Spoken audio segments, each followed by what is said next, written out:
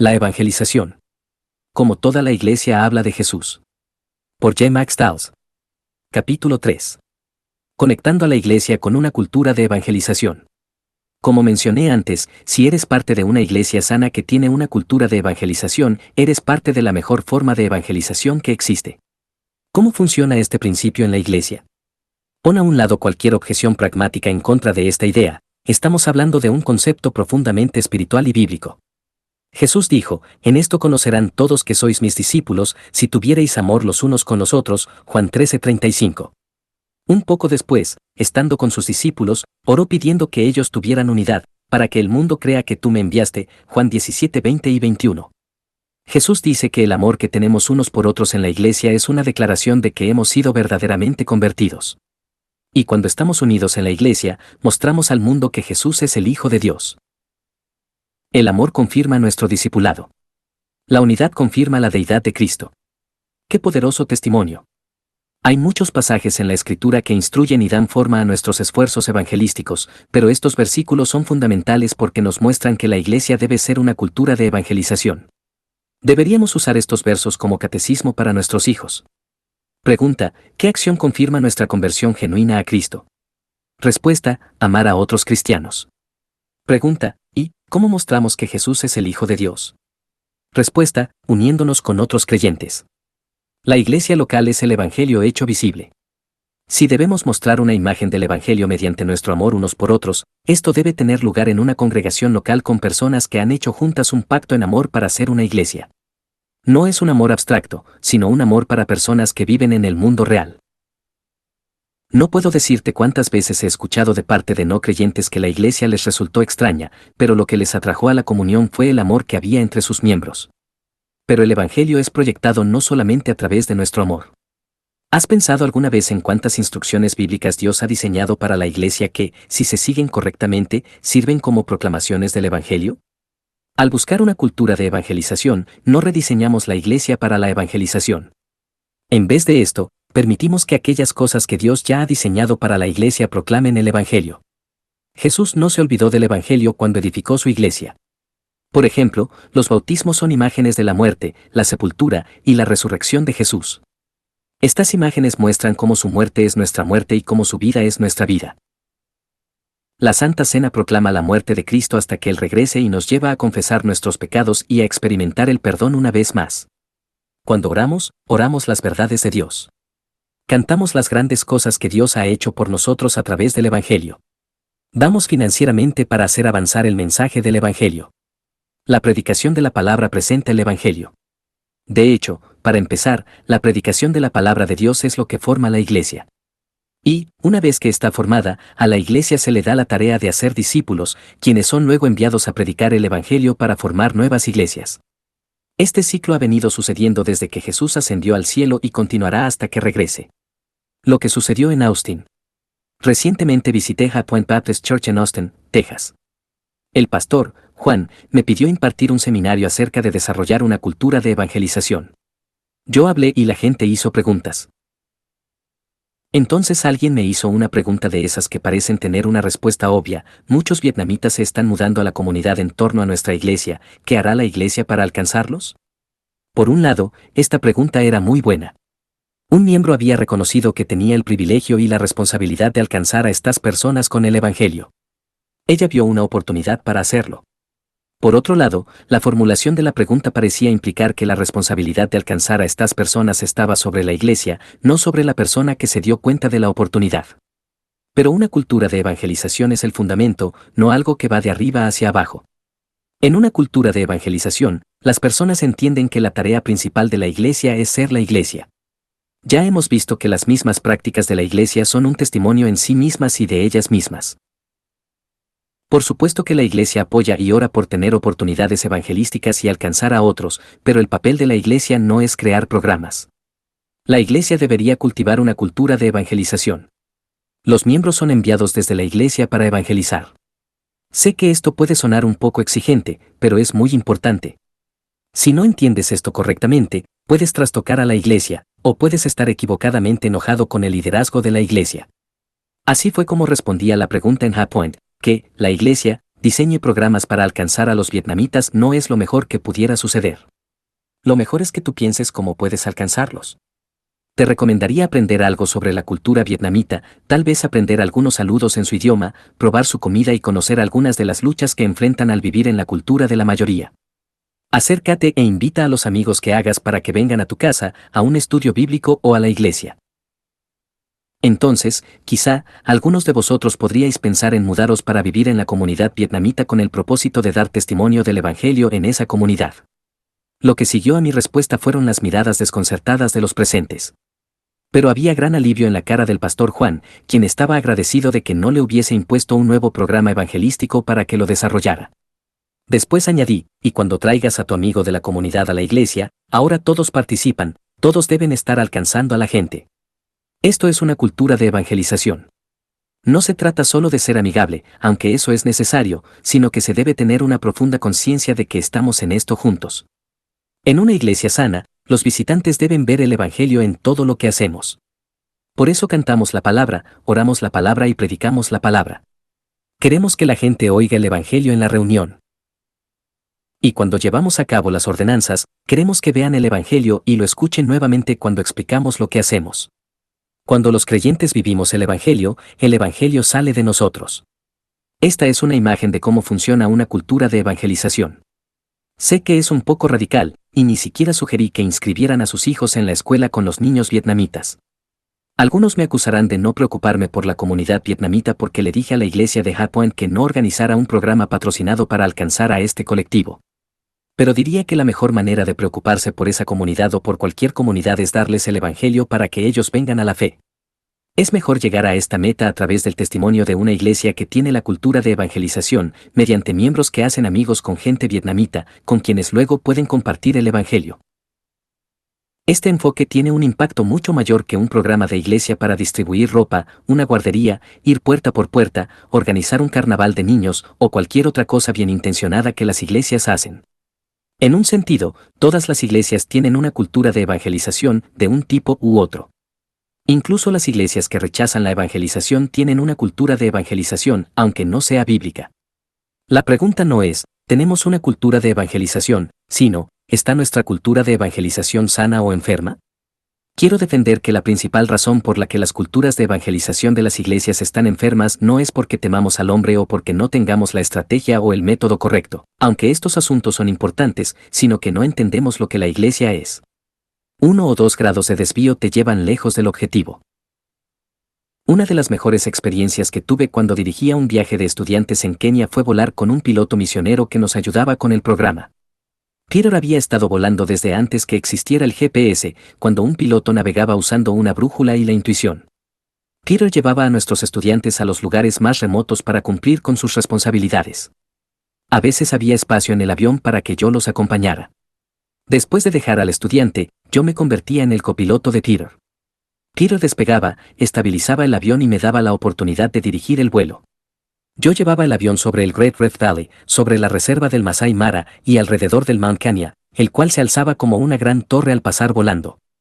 Peter disfrutaba de mostrarme algunos lugares y yo me deleitaba con las escenas frente a mis ojos. ¡Qué gozo! No es tan difícil volar. La parte complicada es el aterrizaje, así que Peter hizo esa parte. Mi trabajo consistió solamente en mantener el avión a la altitud correcta y dirigirlo según el rumbo que marcaba la brújula. Generalmente me dirigía en la dirección correcta, pero no es que fuera algo excelente. De vez en cuando, Peter miraba la brújula y parecía molestarse. Tocaba el vidrio que cubría la brújula y decía bruscamente, «Te estás saliendo del rumbo». Yo pensé que Peter estaba siendo demasiado exigente, hasta que dijo, «Mac, tienes que entenderlo, 2 grados de desvío nos llevan a otro país». Es verdad. Solamente al observar un mapa puedes confirmar fácilmente los grandes problemas que pueden causar pequeñas desviaciones de la ruta. Y lo mismo sucede en la iglesia.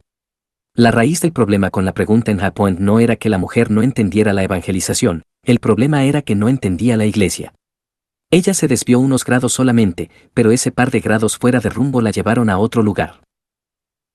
Entender la iglesia nos ayuda a tener la dirección correcta para la evangelización.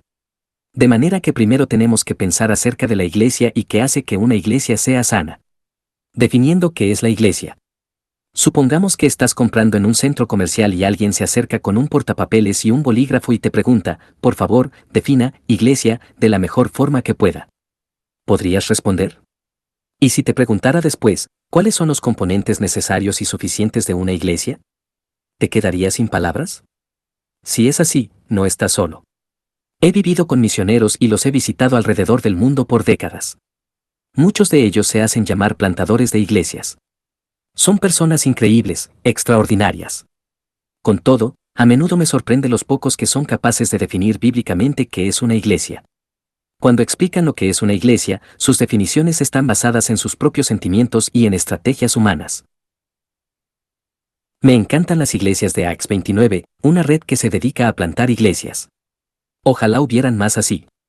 Pero desafortunadamente lo que tenemos en muchas partes del mundo no son iglesias según Hechos 29, sino las que yo llamo iglesias, Jueces 22, iglesias que hacen lo que bien les parece, Jueces 21-25.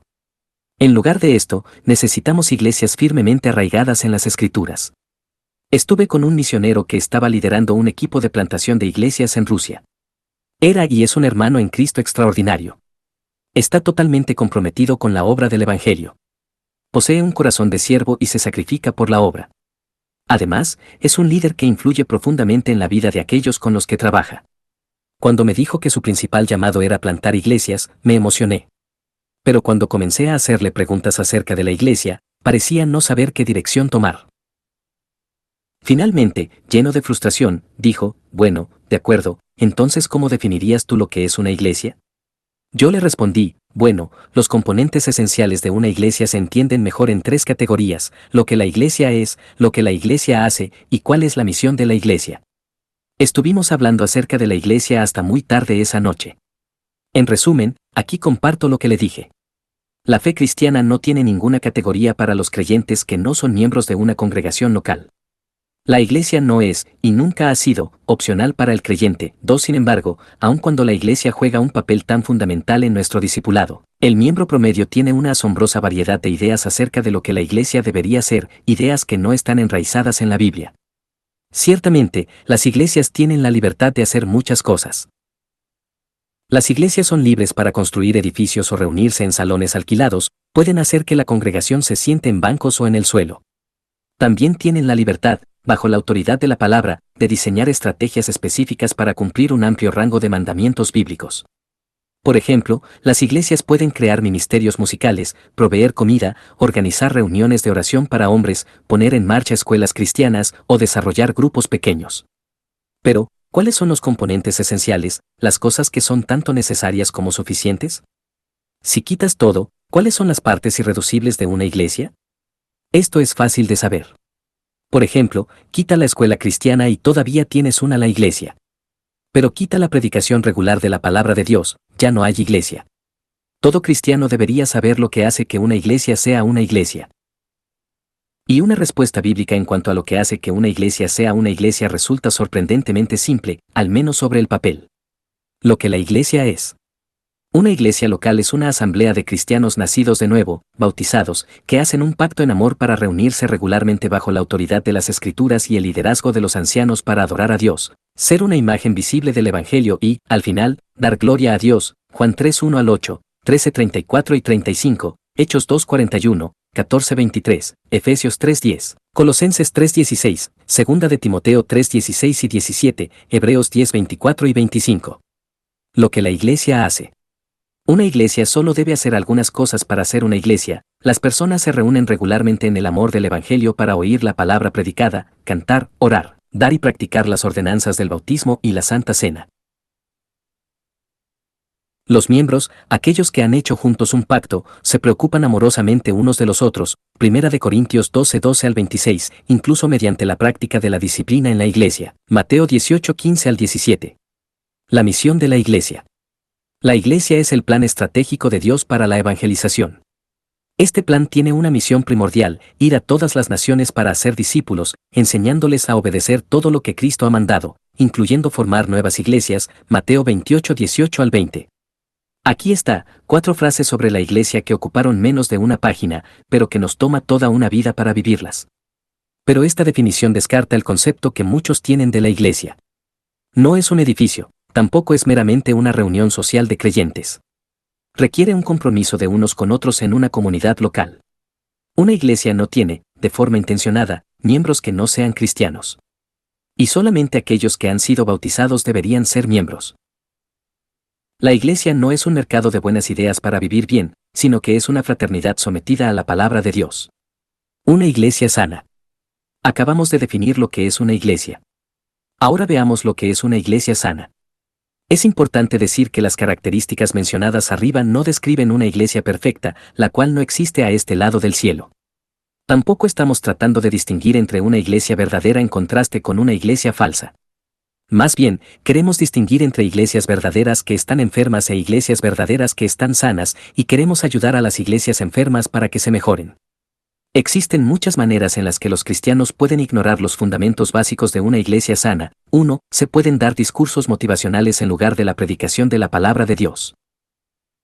Si la predicación trata sobre buenos pensamientos para el día o para vivir una vida moral, o peor aún, para tener una vida próspera, y no sobre la Biblia, las personas no entenderán a Dios y su voluntad. 2. La conversión puede llegar a ser confusa, indefinida y subjetiva, lo cual significa que a aquellos que no son cristianos se les enseña que lo son. De esta forma los que no son cristianos se hacen miembros. Cuando esto sucede, la iglesia no puede practicar una evangelización bíblica. 3. La membresía puede verse como opcional.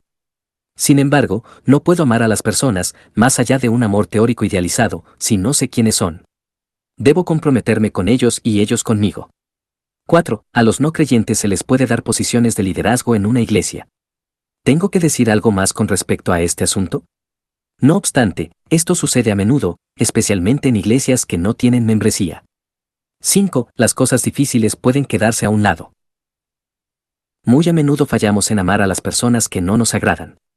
O fallamos en disciplinar a quienes amamos en la iglesia. Es posible que ninguna de estas prácticas parezcan gran cosa, pero si una iglesia falla en cualquiera de estos aspectos, pronto estará volando en dirección opuesta a lo que marca su brújula. Hay mucho en juego aquí, porque a veces personas con buenas intenciones llegan a ser guías ciegos y reproducen iglesias del tipo Jueces 22. Para empeorar el asunto, cuando los fundamentos de la iglesia son desechados y la iglesia se enferma, la gloria de Dios es encubierta. La hermosura de la comunidad de Cristo como testimonio ante el mundo se pierde. Necesitamos hablar de otro problema serio que lleva a una iglesia a enfermarse, el cual tiene un impacto directo sobre una cultura de evangelización. Este problema llega cuando los miembros confunden su obediencia personal en la evangelización con el papel de la iglesia. Las prioridades personales, las prioridades de la iglesia y las cajas de zapatos. En una cultura de evangelización saludable, se entiende que existe una prioridad diferente para la iglesia y para el individuo. Algo que deberías hacer personalmente en la evangelización puede no ser lo mejor para que toda la iglesia lo haga. Esta fue la razón subyacente para mi respuesta a la pregunta sobre alcanzar a otros en High Point. A continuación comparto un ejemplo de lo que quiero decir. El pastor Jackie es un amigo mío que trabaja con una iglesia china en Dubái. Ha hecho un trabajo increíble con los chinos pobres que vienen a la ciudad como obreros. Un año, en fechas navideñas, unos occidentales bien intencionados tuvieron la idea de distribuir cajas de zapatos a los obreros. Sin duda, no hay nada malo con eso. Así que las familias de las iglesias de Dubái pusieron jabón, toallas, un poco de colonia, peines y algunos otros artículos de aseo y pequeñas prendas de vestir en las cajas de zapatos. También pusieron folletos con información sobre la reunión de la iglesia y luego adornaron las cajas con lazos navideños. Otra vez, ningún problema con esto. Entonces se reclutaron algunas personas para recoger las cajas y, he aquí el problema, dárselas a Jackie. Recuerdo haber pasado por la oficina de Jackie y no poder entrar por la puerta por causa de todas las cajas de zapatos, cajas del suelo al techo. Dejemos a un lado las dudas sobre si esto tenía base bíblica o no, y no consideremos las interrogantes sobre el bien que produciría a largo plazo, e incluso ignoremos el mensaje que se podría estar comunicando por parte de occidentales adinerados que dan artículos de aseo personal a obreros pobres. El problema fundamental era que Jackie no podía preparar su sermón. No podía reunirse con las personas que querían hablar con él acerca de Jesús. No podía cumplir con su ministerio ni equipar a los miembros de la iglesia para cumplir con su llamado porque hubo personas que no entendieron que era su responsabilidad alcanzar a estos obreros y que la responsabilidad de Jackie era predicar, pastorear y orar. Las personas confundieron su papel en la iglesia con el papel de la iglesia. Digamos que el ministerio de las cajas de zapatos hubiese dado los mejores resultados posibles y que la gente hubiera llegado a la iglesia china. Al llegar, ¿qué tipo de iglesia quisieras que se encontraran? Una iglesia sana, donde escucharían el Evangelio en la predicación de la palabra, donde los miembros son discipulados y están involucrados en la evangelización, donde el Evangelio es presentado por medio del bautismo y la Santa Cena, y todo lo demás. ¿O que se encontrarán con una iglesia enferma, donde los líderes usan todo su tiempo para repartir cajas de zapatos? Si Jackie usara todo su tiempo para repartir cajas de zapatos, sin ocuparse de la obra que se le ha encomendado de nutrir una iglesia sana, estaría descuidando la iglesia. Esto aplica no solamente en el caso de Jackie, sino que también en el ministerio de todo anciano de la iglesia. Los miembros son libres para hacer muchas otras cosas, pero deben de tener mucho cuidado y apoyar al liderazgo para que la iglesia vaya en la dirección correcta. Los creyentes en Dubái, aunque tenían buenas intenciones, no supieron distinguir entre la responsabilidad de la iglesia y su propia responsabilidad. Creyeron que la iglesia debía alcanzar a los obreros de la misma manera que ellos deseaban alcanzarlos personalmente. Pero al actuar sobre esta suposición, en realidad minaron la iglesia. Un ejemplo bíblico de esta situación lo encontramos en Hechos 6, donde leemos que las viudas griegas estaban siendo descuidadas en la distribución diaria de comida. Uno sospecha que las viudas hebreas estaban recibiendo comida porque tenían conexiones con judíos que las viudas griegas no tenían. En cualquier caso, esta situación requería atención. Así que los apóstoles pidieron a los miembros implicados que escogieran a 7 hombres piadosos para tratar la situación. Todos estos hombres eran griegos, algo evidente por sus nombres, lo cual fue una manera segura de acabar con cualquier favoritismo o racismo. Pero observa por qué los apóstoles solucionaron esta injusticia de la forma que lo hicieron. Dijeron, no es justo que nosotros dejemos la palabra de Dios, para servir a las mesas.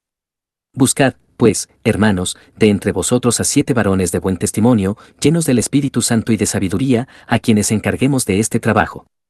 Y nosotros persistiremos en la oración y en el ministerio de la palabra, Hechos 6, 2 al 4.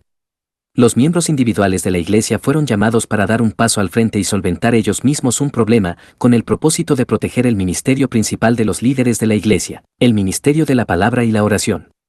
Los miembros de la iglesia deben entender las prioridades que los apóstoles salvaguardaron. Aunque hay muchas cosas importantes que una iglesia puede hacer, tan importantes como alimentar a las viudas, nada debería mermar el llamado principal de la iglesia, predicar la palabra. Tanto los miembros como los pastores deberían unirse para proteger el llamado propio y principal de la iglesia. Como una cultura sana de evangelización conecta con una iglesia sana. ¿Cómo funciona una cultura sana de evangelización? A continuación se da un ejemplo. Abigail, una mamá a tiempo completo, se sentó en el autobús que iba a Washington, D.C., desde el aeropuerto Dulles. Había tenido un largo viaje de regreso de Texas, donde había asistido a un funeral. Deseaba estar con su familia. Se sentó al lado de una joven mujer asiática. Pero en lugar de abrir un libro y olvidarse del mundo, comenzó una conversación. El nombre de la chica era Van. Mientras hablaban, Van le dijo a Abigail que acababa de llegar de China y que esas eran sus primeras horas en América. Abigail sabía discernir cuando se presentaba una cita divina. Quería alcanzar a esta chica, pero sabía también que debía ser sensible. Al pensar sobre las cosas que estaban sucediendo en su iglesia, recordó que pronto habría una boda entre 2 creyentes maduros en la fe. Abigail sabía que el Evangelio sería presentado allí. Su iglesia anima a todos los miembros a venir a la boda y a traer amigos para que escuchen un testimonio. Así que Abigail le preguntó a Van, ¿estarías interesada en venir a una boda cristiana? Efectivamente, Van aceptó la invitación. Intercambiaron sus correos electrónicos y Abigail se ofreció para recoger a Van y llevarla a la boda. Observa que Abigail confió en una cultura saludable de evangelización. No hubo necesidad de llamar al pastor y presionar al personal de la iglesia para comenzar un programa de evangelización para chinos. No tuvo que preguntarse si en la boda se anunciaría el evangelio con claridad. En una iglesia donde existe una cultura sana de evangelización, el evangelio satura todos los ministerios. Abigail escogió una boda, pero podría haber invitado a Van a varias otras cosas. Tal y como era de esperar, la boda se enfocó tanto en el novio celestial como en el novio y la novia terrenal. Tanto la pareja como el pastor compartieron el evangelio. Pero lo mejor de todo fue que, después de la reunión, antes de la recepción, Abigail llevó a su hija de 4 años al patio de la iglesia y Van fue con ellas. Van comenzó a hacer preguntas sobre la diferencia entre una boda cristiana y una secular. Abigail, bien enseñada en el mensaje del evangelio, aprovechó la oportunidad para explicar a Van, a partir de la boda, todo el evangelio. Luego, Abigail le preguntó a Van si quería una Biblia. Ya que la iglesia proveía Biblias para los estudiantes internacionales en un stand de libros, ambas regresaron a la iglesia y Abigail le dio a Van una Biblia en mandarín, la primera Biblia que Van había visto jamás. Abigail se ofreció para reunirse con Van para leer la Biblia. Así lo hicieron. Luego Abigail incluso invitó a algunos miembros de la iglesia que hablaban mandarín para que se reunieran con Van y compartieran sus testimonios durante una de sus reuniones de lectura de la Biblia. Cuando esto sucedió, Van fue conmovida y comenzó a hacer preguntas penetrantes. Abigail y Van continuaron leyendo la Biblia y hablando acerca del Evangelio hasta que Van se fue a Boston para comenzar a estudiar unas semanas más tarde. Pero esto no había terminado para Abigail. Tenía una amiga en Boston, quien aceptó continuar leyendo la Biblia con Van. Esto está sucediendo mientras escribo estas palabras. Abigail no esperó a que la iglesia hiciera algo. Ni siquiera lo pensó. Puso su confianza en que la iglesia fuese la iglesia. Se apoyó en el poder del Evangelio y confió en que el Espíritu Santo obraría a través de sus obedientes pasos como embajadora de Cristo. Así es como funciona una cultura de evangelización en una iglesia. No es algo ostentoso, no es un programa, es algo muchísimo mejor.